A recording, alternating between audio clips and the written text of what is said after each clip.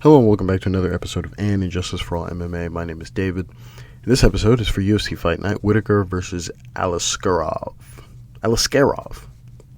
Alright. First things first, I'm ridiculously late to this card. But I finally got to score the card. And here we are. Let's just start off with the first thing, and that's the first fight of the night. But actually, before we even get to the first fight of the night, I was unable to listen to the English commentary, so for the entire card, I listened to Spanish commentary. Again, it's just a breath of fresh air when you don't have to hear the English commentary. Really, when you don't have to hear Michael Bisping.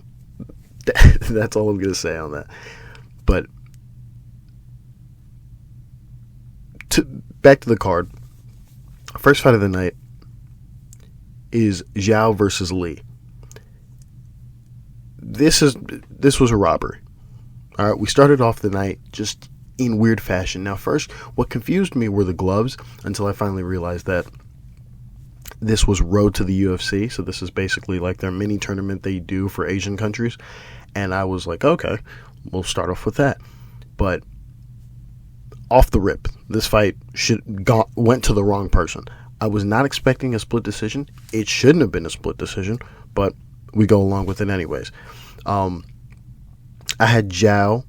I had 29-28 for Xiao. First two rounds for Xiao. Last round for Lee, but I put a close marker on it. I think you can argue the last round for Xiao, really, but close marker on the last round. Gave the last round to Lee. First round, close on the feet. Both fighters were pretty even on the feet. They were even on the feet. They were even in the clinch. I mean, the entire first round was basically them trading strikes, trading landed strikes. This wasn't like this wasn't a situation where they were just throwing, but one person was landing. No, they were both landing pretty they were even on strikes, at least according to me. The only difference is that Xiao had a takedown, and that's what wins him the first round. You go to the second round where it's close on strikes. I give the edge to Xiao. He's kind of up on strikes. He has the cleaner strikes. They're both. It's kind of the same as the first round, except in this sense, Xiao's actually landing cleaner. All right, a lot of Lee's shots are kind of partially landing, and Xiao's strikes are landing a lot cleaner. I give the edge to Xiao on strikes. When it gets into the clinch, a lot of what Lee is doing is he's landing knees, but a lot of them are missing. None of them are actually hitting the belly or the stomach of Xiao. So there's that. And then you go to the third round where both of them have a takedown, but Lee has a little bit of ground and pound with his takedown. Xiao outstrikes Lee on the feet by maybe 3 strikes, but that doesn't really matter. It's kind of close, so if you tally up the whole thing, you can give the last round to Lee. But overall, if we're going off the first 2 rounds, Xiao wins this. We go to the scorecards, where Anders Olsen, he gives the first round to Xiao. Second round he gives to Lee. I'm assuming it's because of the knees and how active he was. There was a stretch in the second round where he's really active with the knees. But again, I want to say the majority, if not almost all of those knees weren't landing flush. So that's whatever. You go to the third round where he gives the last round to Xiao. You can give that round to anyone. He gave it to Xiao. It's 29-28 on his card for Xiao. Vito Paio and Clemens Werner, their scorecard is exactly the same, except it's the reverse from Anders Olsen. So they give the first round to Lee. That one I'm not feeling. Again, they're both landing on each other frequently at the same time. In fact, they're landing on each other at the same time and trading strikes. It still confuses me till this day. They're both equal on strikes. The difference is the takedown. They both give it to Lee. Whatever. I already said this was a bad decision. Then they give the second round to Xiao. All right, and then they give the last round to Lee. I think it's a bad decision. We go to the next thing on this card, and that is Gadzhiyasulov I'm hoping I'm saying his name right. I'm probably not. Gadzhiyasulov versus Ribeiro. I had this 30-27. Okay, this ended up being a majority decision. That confused me for a second. I was tabulating in my head. I was wondering, where the fuck do we get a 28-28? We'll get to that in a second. 30-27, okay, for Gadzhiyasulov. In the first round, in the very first round, both of them had a takedown. Ribeiro outstruck Gadzhiyasulov on the feet by about 4 strikes, but Gadzhiyasulov pretty much for a big portion of the round just outstruck him in the clinch. All right, he had him in the clinch, and he was just knees. He was working a lot in the clinch, and that for me gave him the round. I put a close marker on the first round to be slightly objective, but I think the first round goes to Gadzhiyasulov. You go to the second round, where Ribeiro. I'm going all over the place today. Ribeiro had a submission attempt. It wasn't really in. It was maybe in for like 3 seconds, and then he was just kind of holding his neck. But I gave him a submission attempt. He had a submission attempt, but Gadzhiyasulov had a takedown with ground and pound for 3+ minutes. So that round is his. You go to the third round. Gadzhiyasulov had a takedown with 3+ minutes in that third round. Boom, you have it 30-27 on my scorecard. You go to the judges' scorecards, and I guess I'm going to find this 28-28 somewhere, but Mark Collette has it 29-28.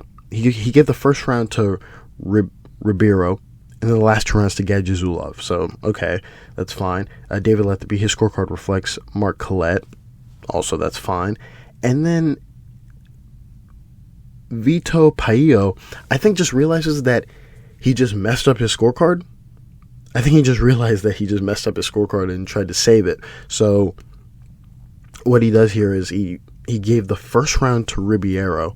That's fine. It's a close round. Gives the second round to Ribeiro as well. That's the part he messed up on.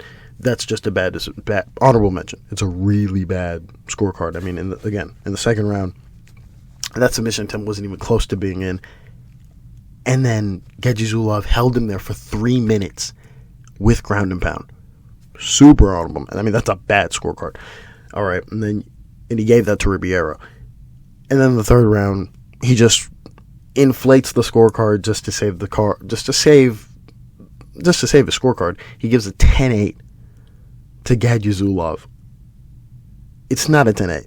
It's nowhere close to a 10-8, but he used it to save his scorecard. So it is what it is. Honorable mention there. We move on. We go to the next honorable mention, and that is Kang versus Gafurov. I had this 29-28 for Gafurov. First 2 rounds for Gafurov. Last round I gave to Kang. Close. I put a close marker on the last round. I think you can argue it for Kang. I'm pretty sure they gave it to Gafurov, but you can argue it for Kang. In the first round, Gafurov had a takedown with ground and pound for about 2+ minutes. Kang was very active on the bottom. In fact, he was scaring me a little bit because Gafurov was on top of him, and Kang was being so active on the bottom that I think if it stayed that way on the ground to where Gafurov started adding ground and pound later. In the first, I think, couple minutes or so while he was on top of Kang, he was just laying there to the point where I was going to have to do like a little, he's not doing anything on top, he might lose the round situation. But eventually he landed some decent ground and pound on top to where it changed for a little bit. But Kang was very active on the bottom. He also had a takedown to close the round. But again, Gafurov did enough to win this round. Gafurov also had like 2 headbutts. He headbutted Kang's stomach. All right, which when he did it the first time, I was like, is that legal? I know that doesn't. It looked illegal. So I was like, I don't think he should be doing that. Then finally, Mark Goddard came in and was like, hey, don't do that again. When he did it the second time, he was like, hey, don't do it again. So something I wanted to note, it just looked fucking weird. You go to the second round where Kang had a takedown. He had some ground and pound for about a minute. He was kind of controlling Gafurov for a little bit with a little bit of ground and pound. He was slightly active on top, but he was really trying to hold him down. He couldn't. Gafurov had a reversal. And then he pretty much a big chunk of this round is in the clinch, where Gafurov just held Kang in the clinch and really outstruck him there. And he outstruck him on the feet. And that round belongs to him as well. You go to the third round. Okay? And Kang had 3 takedowns. He had 3 individual takedowns, all of them with some level of some ground and pound. Or at least 2 of them with some level of ground and pound. Both were active in the clinch. There was a portion where they were in the clinch. Both were very active. And then I think what really probably the judges gave this round to Gafurov, I put a close marker to be objective, but I don't think this round goes to Gafurov. This entire round was controlled by Kang via the takedowns, the ground and pound with the takedowns. They were both active in the clinch. And then Gafurov had like 3-4 strikes to close the round. Optically, it looked cool for him. But it doesn't mean, I don't think he won the round this way, but whatever. We go to the judges' scorecards. All of them have a 30-27. Ben Cartlidge, Anders Olsen, and Clemens Warner. All of them even gave round 3 to Gafurov. I don't agree with that, but I get it. So I move on. I've started to just, instead of giving honorable mentions to things I disagree with, it's more or less just, I get why they gave it to him. It's an optics thing. I think it's stupid, but it is what it is. We go to the next honorable mention. Okay, next honorable mention, and that is Fakhretdinov versus Dalby. Guys, I'm going to tell you this straight up. Dalby won. I think Dalby won this fight. Forget about the optics of how this fight looked, and not Dalby's breathing. That's kind of cool now. the heavy breathing, that's really cool to me now, but forget about the optics of big portions of this fight, where Fakhretdinov looked like he was fading. Dalby just naturally outstriking him. I'm missing the part where, Dalby didn't win this fight.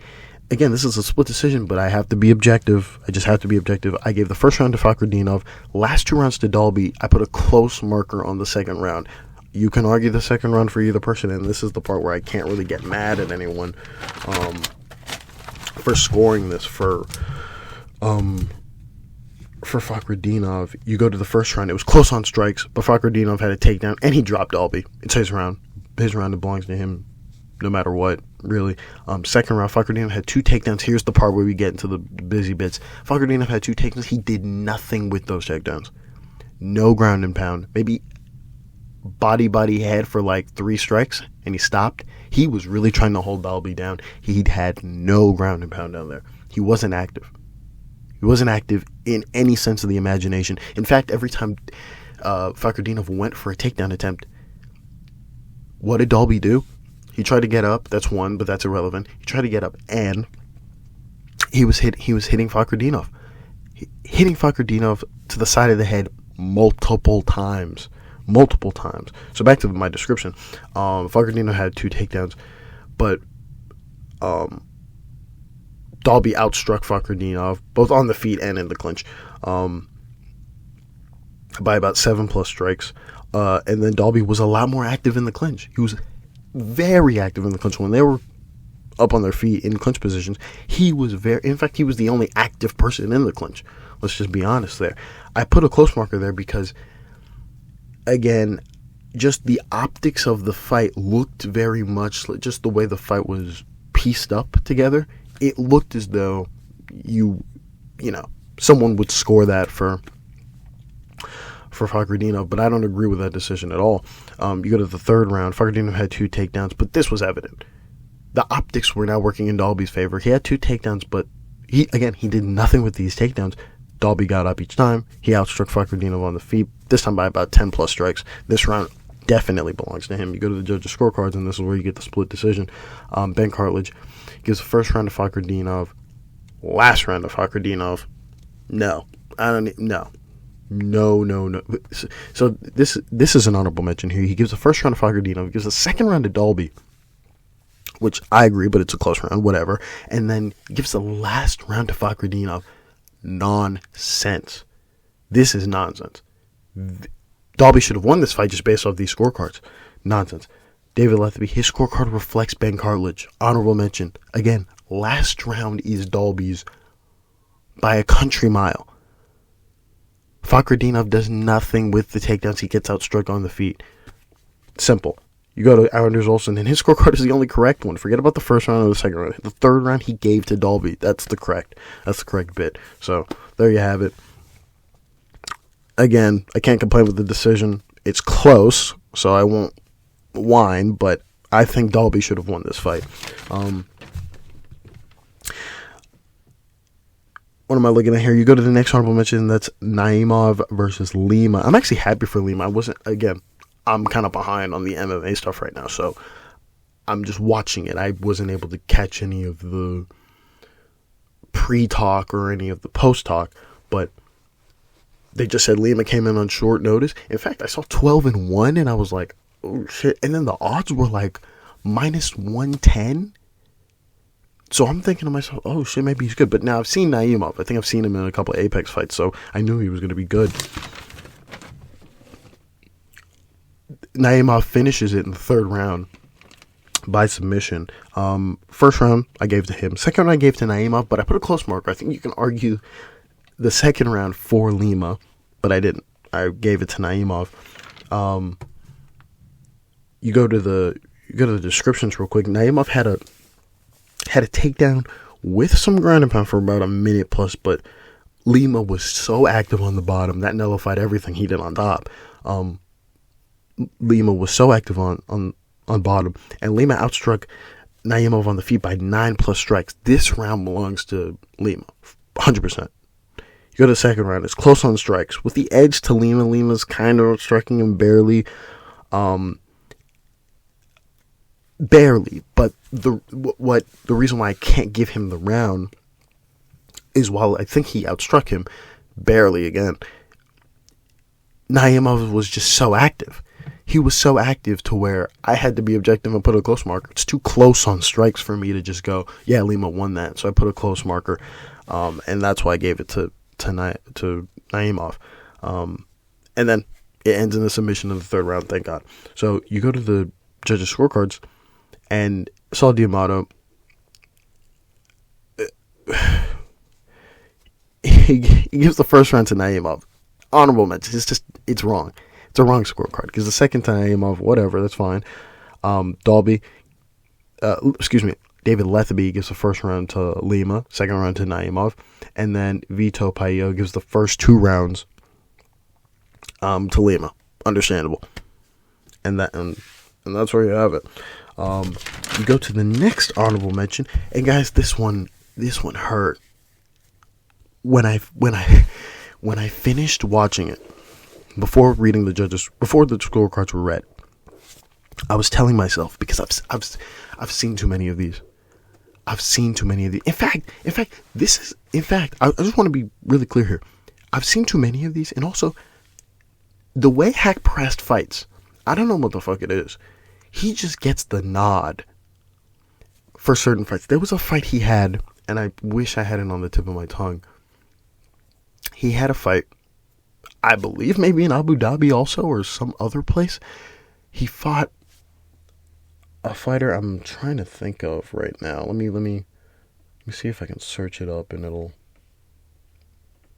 it'll work in my favor. Let me see if I can find it.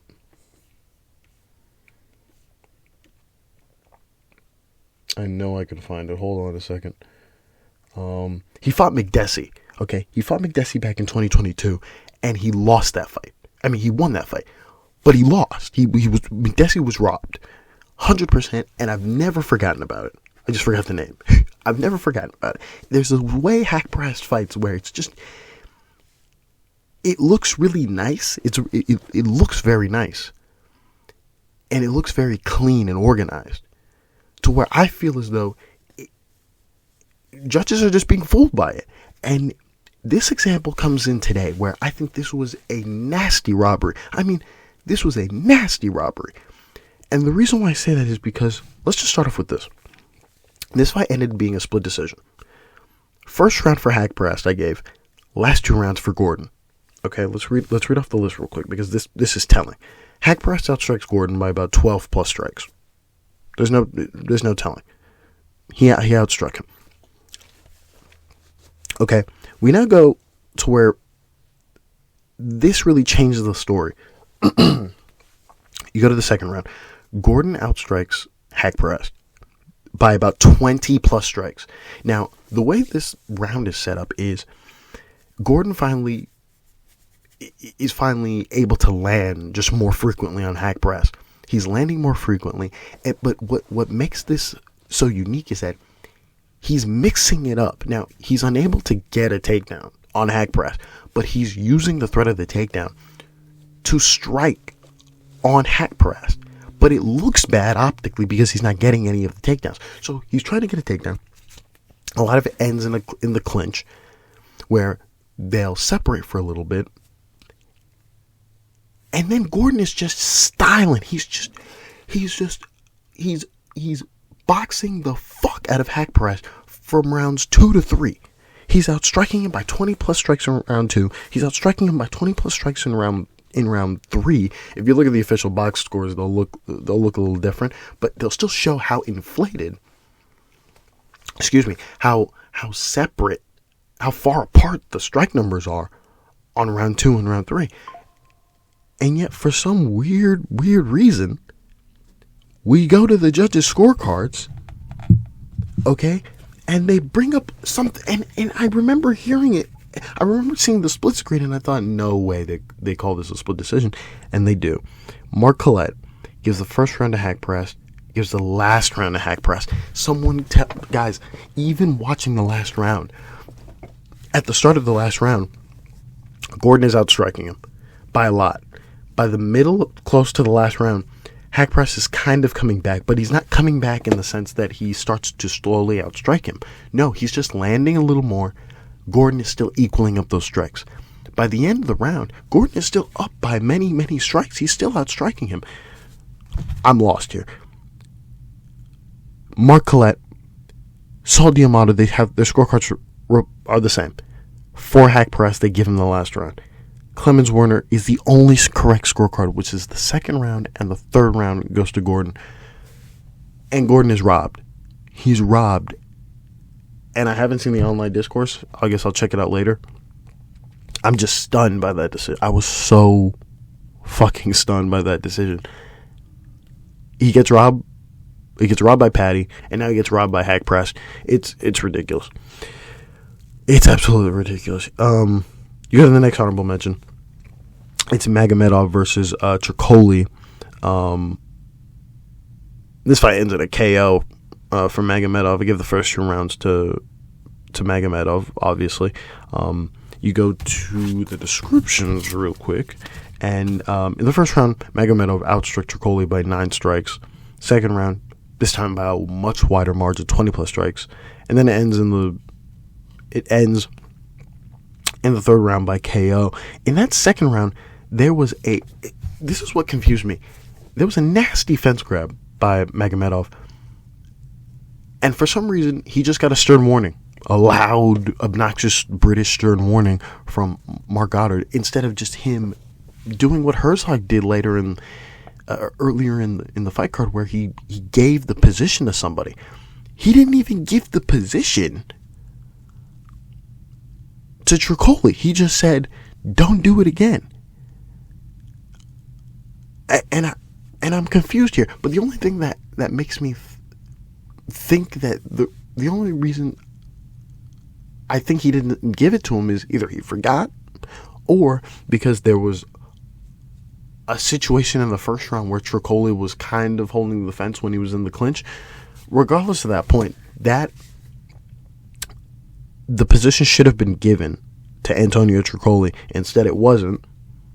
I don't think it affected the fight, because I think Magomedov probably would have gotten up and still would have beaten him. But that's beyond the point. It was just an annoying thing to see.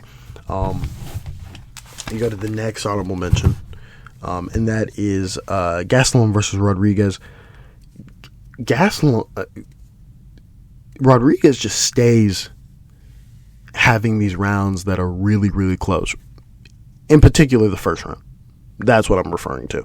Where he just knows how to continuously strike with his opponent, to where it's super back and forth, and you're kind of just looking all over the place. I had this 29-28 for Gastelum. First round is a close round. I give the first round to Rodriguez. In that first round, it's very it's close on strikes with the edge to Rodriguez. I think Rodriguez is edging him out on strikes slightly, but it's close. Like, you can't definitively put your stamp on it. In the second round, it's close on strikes again, but the difference is that Gastelum has 2 takedowns.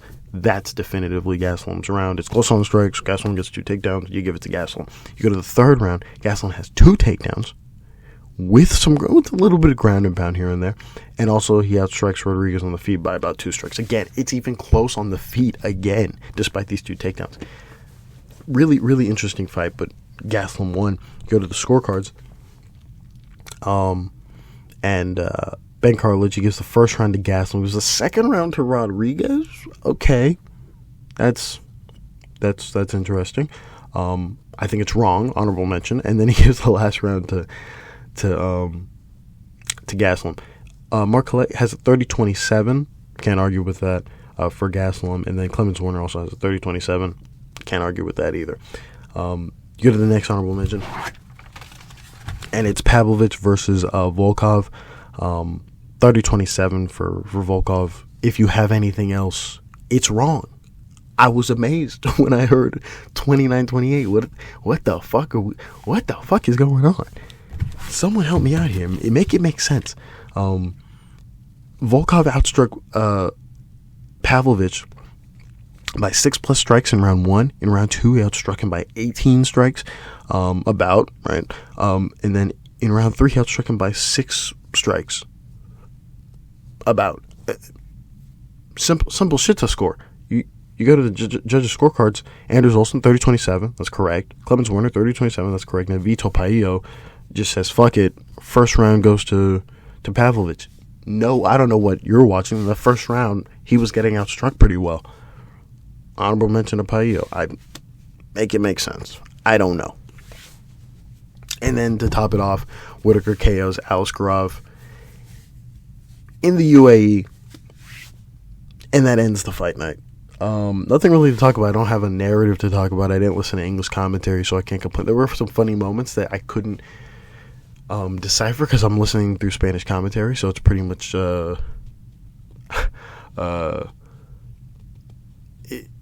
Herzog did this funny thing earlier in the card, and the commentary did something, and the commentary laughed. They had like a little funny moment.